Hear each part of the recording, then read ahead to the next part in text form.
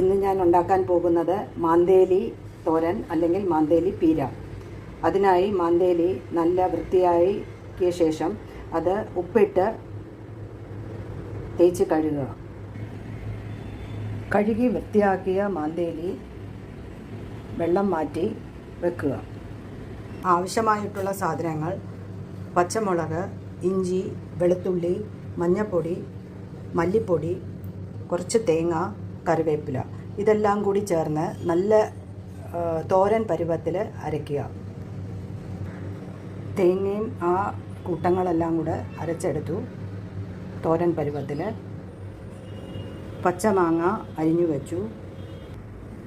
സവോള ചെറുതായിട്ട് അരിഞ്ഞു. ചട്ടി അടുപ്പിൽ വെച്ച് വെള്ളം വറ്റിയ ശേഷം വെളിച്ചെണ്ണ ഒഴിക്കുക. ചൂടായ എണ്ണയിലേക്ക് ഒരു മുളക് 3-4 കീറിയിട്ട് ചേർക്കാം.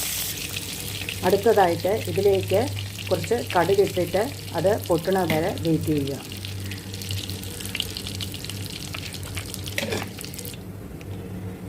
അടുത്തതായിട്ട് കറിവേപ്പില ഇടുക.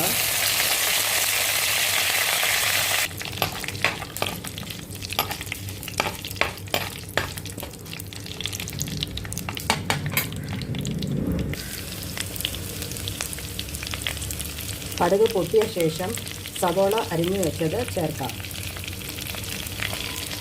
നല്ലതുപോലെ ഇളക്കി കൊടുക്കുക.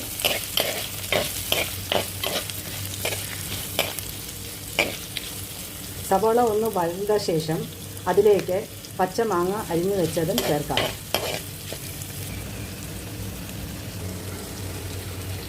ഒരു ടീസ്പൂണോളം ഉപ്പ് ചേർത്ത് കൊടുക്കാം. ബാക്കി ആവശ്യത്തിനുള്ള ഉപ്പ് ലാസ്റ്റിൽ ചേർത്താൽ മതി. സവോള നല്ലപോലെ വരണ്ട ശേഷം അതിലേക്ക് അരച്ചു വെച്ച തേങ്ങയും കൂട്ടും ചേർക്കുക. നല്ലതുപോലെ ഇളക്കുക.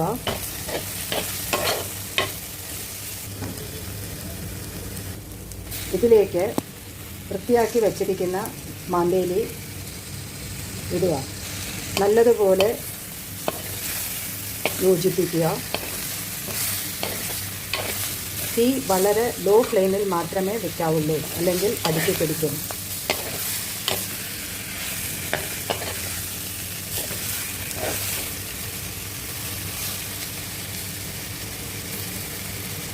അടുക്കി പിടിക്കാതിരിക്കണമെങ്കിൽ ഒരു കുറച്ച് ഈ അരച്ച അതിൻ്റെ വെള്ളം കുറച്ച് വേണമെങ്കിൽ ഒഴിച്ചു കൊടുക്കാം. ഓൾറെഡി നമ്മൾ ഉപ്പ് ചേർത്തതാണ്. വേണമെങ്കിൽ ലാസ്റ്റ് ചേർക്കാം. ഇനി ഒന്ന് അടച്ചു വെച്ചിട്ട് ഇത് വേവിക്കാം ഒരു 5 മിനിറ്റ്. സ്വാദിഷ്ടമായ മാന്തേലി പീര അല്ലെങ്കിൽ മാന്തേലി തോരൻ ഇവിടെ റെഡിയായി. ഏറ്റവും ഗുണമുള്ളത്, നിറയെ കാൽഷ്യം ഉള്ളതാണ്. കാൽഷ്യം ഉണ്ട്, ഫോസ്ഫറസും ഉണ്ട് ഇതിൽ.